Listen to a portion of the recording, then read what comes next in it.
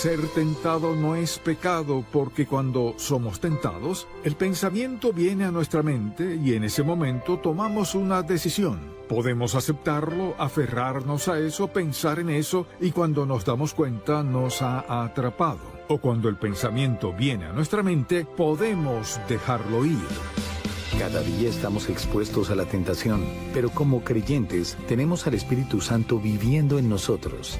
Bienvenido a En Contacto con el Dr. Charles Stanley, quien hoy nos enseña que el Espíritu Santo nos protege en todo momento y nos recuerda que la tentación que confrontamos es desobediencia a Dios. Escuchemos el mensaje, ¿Cómo confrontar sabiamente la tentación? La tentación es parte de la vida. Por donde vea hay personas siendo tentadas a hacer esto y tentadas a hacer aquello y lo otro y por lo general defienden sus acciones. Y en este mensaje quisiera que hablemos de cómo confrontar sabiamente la tentación. Y para eso le invito a acompañarme a 1 Corintios capítulo 10, versículo 13. No os ha sobrevenido ninguna tentación que no sea humana, todos la han tenido, pero fiel es Dios. Dios no cambia, que no os dejará, le pone un límite, que no os dejará ser tentados más de lo que podéis resistir, sino que dará también juntamente con la tentación la salida, para que podáis soportar. Pablo aquí escribe a los creyentes. Para el no creyente, esto no funciona. No tienen la promesa de que Dios les ayudará en la tentación si han rechazado a su Hijo Jesucristo, quien es la fuente de todo lo bueno en nuestra senda, fuente de nuestra salvación y de nuestra fortaleza diaria mediante la presencia del Espíritu Santo. No pueden usar este versículo. Para el creyente en Cristo, esto debe ser parte de su vida diaria, parte de su armadura, parte del muro de protección que usa a diario cuando sea que llegue la tentación. Y con eso en mente quiero que veamos varios aspectos de la tentación que creo que si escucha con atención y considera en su propia vida podrá saber cómo enfrentar la tentación cuando ésta llegue. Hay dos maneras de confrontarla. Una es muy insensata y dice, «¿Sabes? No necesito eso, no me afecta». O puede confrontarla muy sabiamente. Una de dos. La decisión es nuestra. Entonces, lo primero que quisiera es que entendamos ciertas cosas que necesitamos para confrontar la tentación sabiamente. Y lo primero es que necesitamos entender lo que es. Si alguien le dijese, al fin y al cabo, ¿qué es la tentación? Puede darles esta breve definición. Una tentación es una incitación a desobedecer a Dios, a rebelarnos en su contra y actuar a nuestro modo. Eso es. Ahora, quizás usted se pregunte, ¿cuál es el origen de la tentación cualquiera que ésta sea? En primer lugar, podemos decir que no viene de Dios. Y lo acabamos de ver en el pasaje que leímos, el cual dice, «No os ha sobrevenido ninguna tentación que no sea humana, pero fiel es Dios, que no os dejará ser tentados más de lo que podéis resistir, sino que dará también juntamente con la tentación la salida». Mire, si Dios fuera parte de la tentación, este versículo no estuviera allí. La Biblia dice que Dios no tienta a nadie. Nuestra tentación no viene de Dios. Ahora también debemos entender la naturaleza misma de la tentación para poder confrontarla sabiamente. Permítame decirle algo. Hablamos del origen.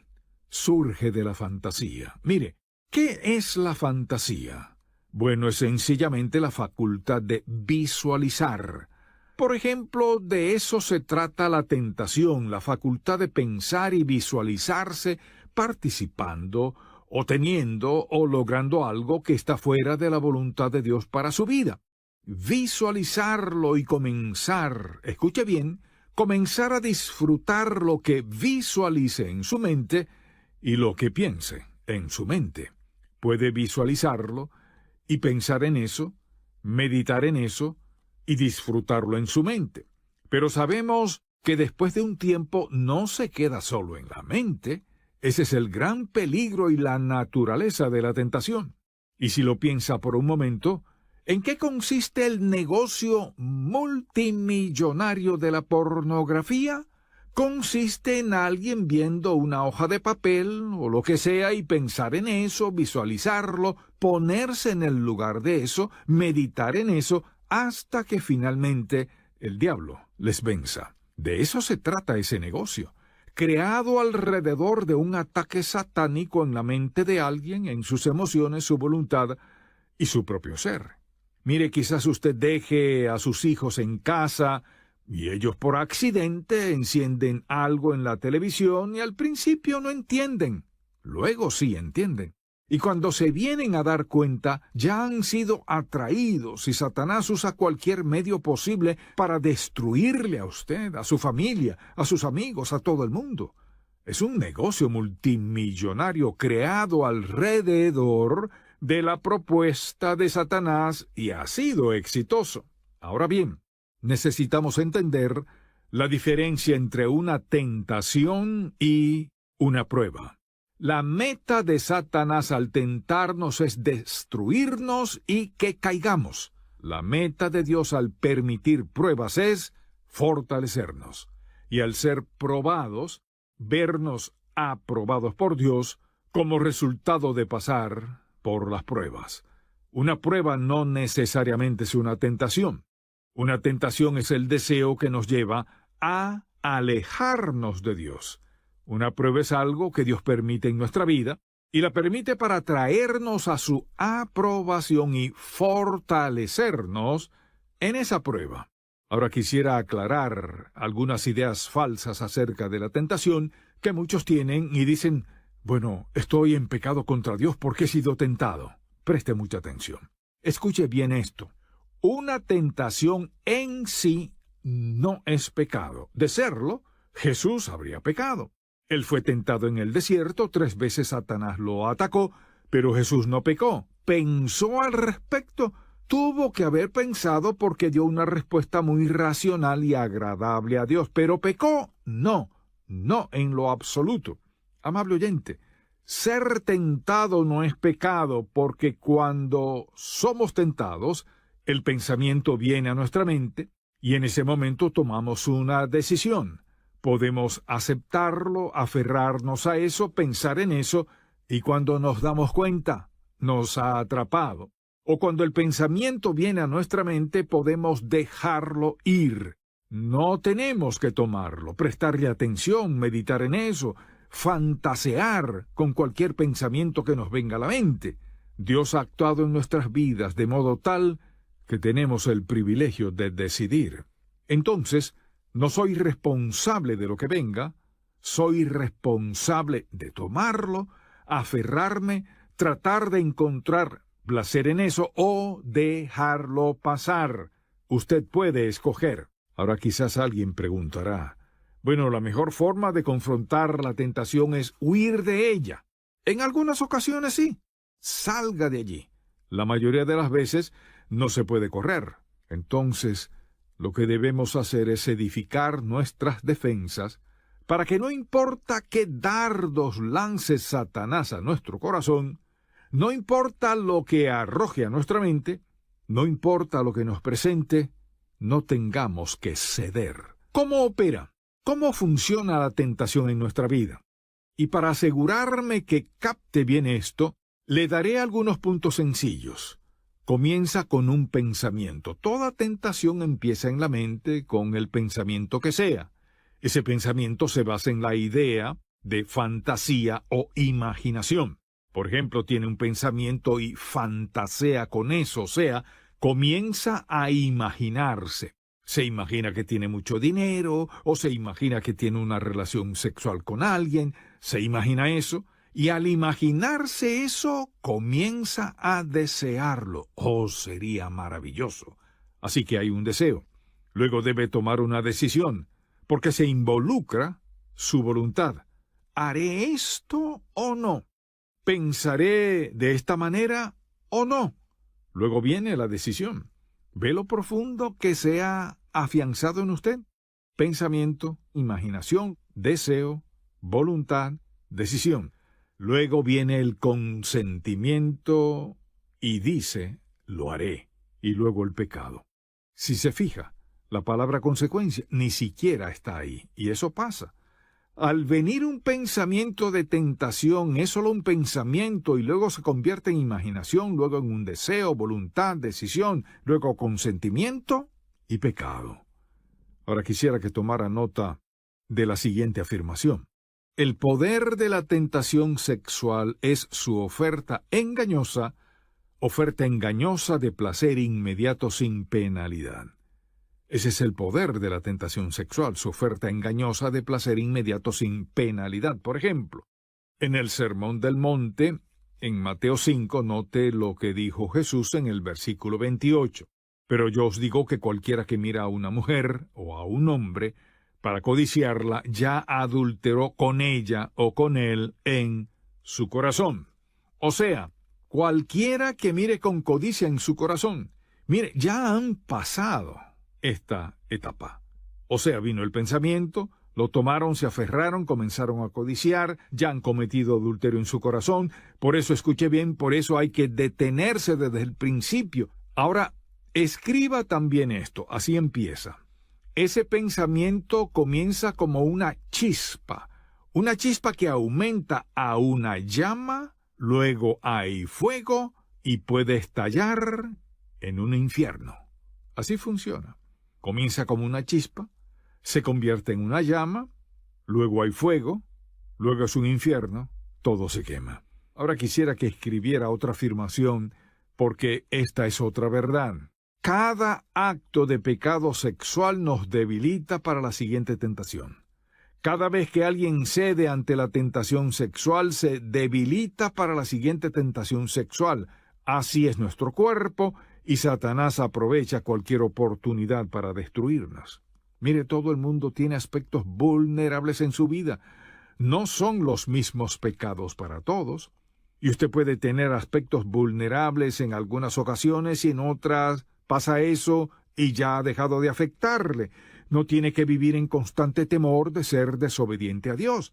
Puede, escuche bien, puede tomar algunas decisiones en su vida y decir, por ejemplo, esto no cuadra con quien soy.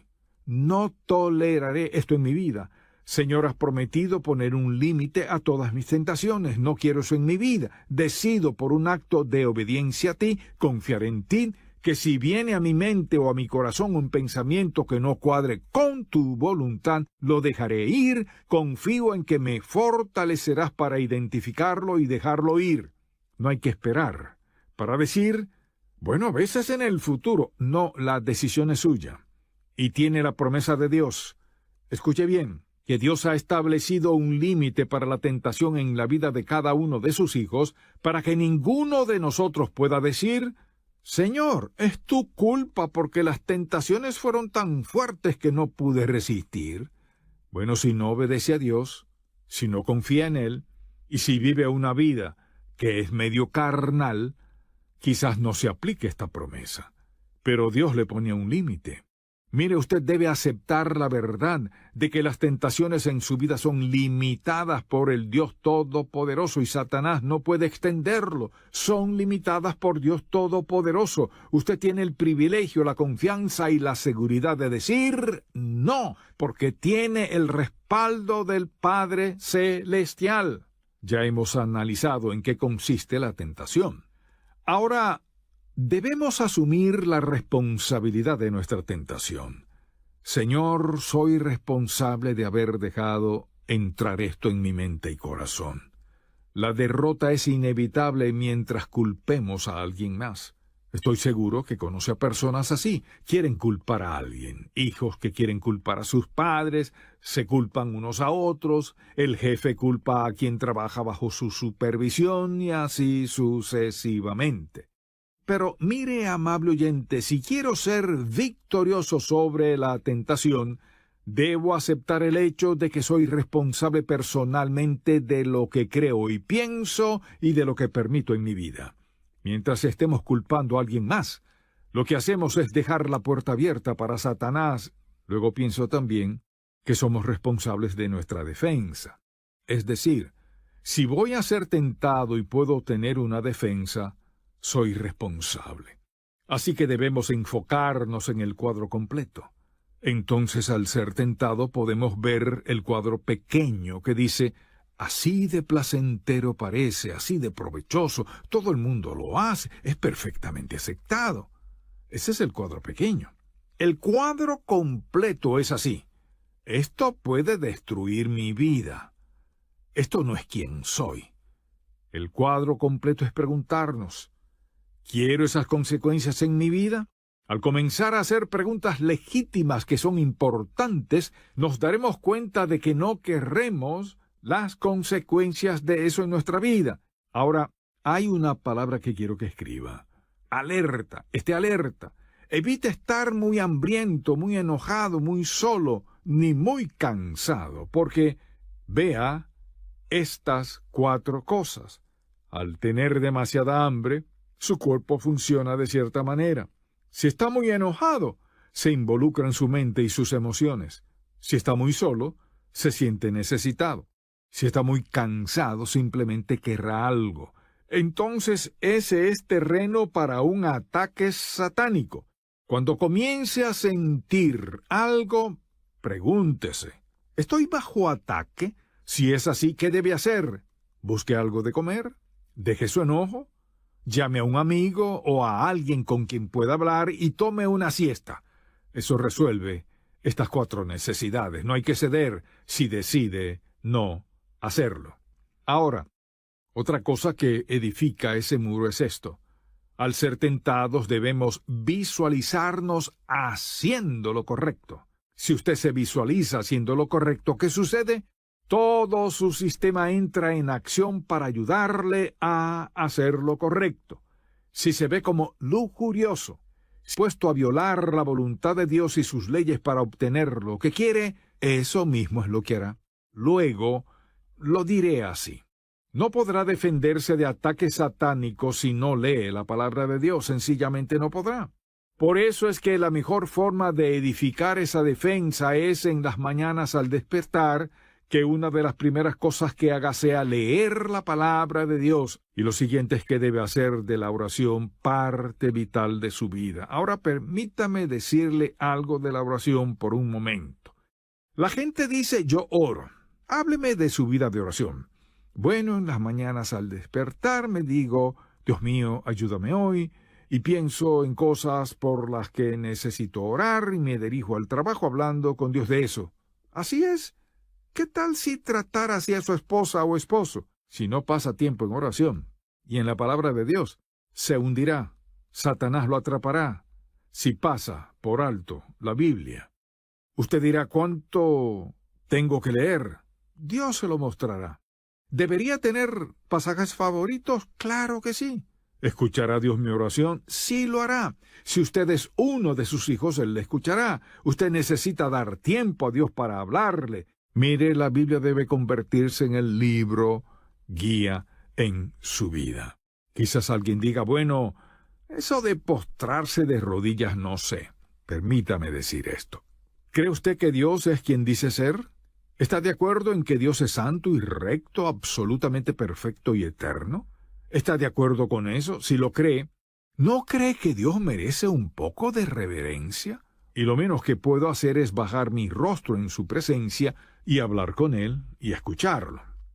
Ahora tiene que decidir si vivirá victoriosamente, preparándose para recibir lo mejor de las bendiciones de Dios cada día.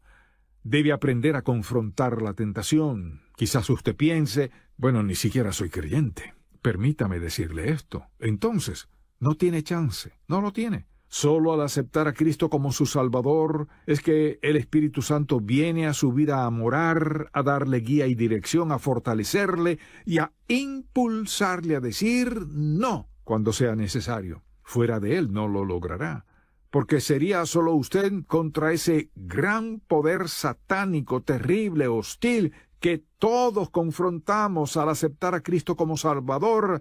Tiene al Espíritu de Dios en usted. Luego, al escuchar los principios bíblicos, cuando comience a aplicarlos a su corazón, Él le fortalecerá y facultará para que se rija por ello y sea victorioso y venza no importa lo que sea. La decisión es nuestra. Y mi oración es que usted tome esa decisión, pidiéndole al Señor Jesús que perdone sus pecados, rindiendo su vida a Él, reconociendo que no puede solo. Vea las consecuencias de su vida de desobediencia, empeorará, no mejorará. Y si confía en Dios, se sorprenderá de cuánto puede mejorar. Gracias por escuchar En Contacto con el Dr. Charles Stanley.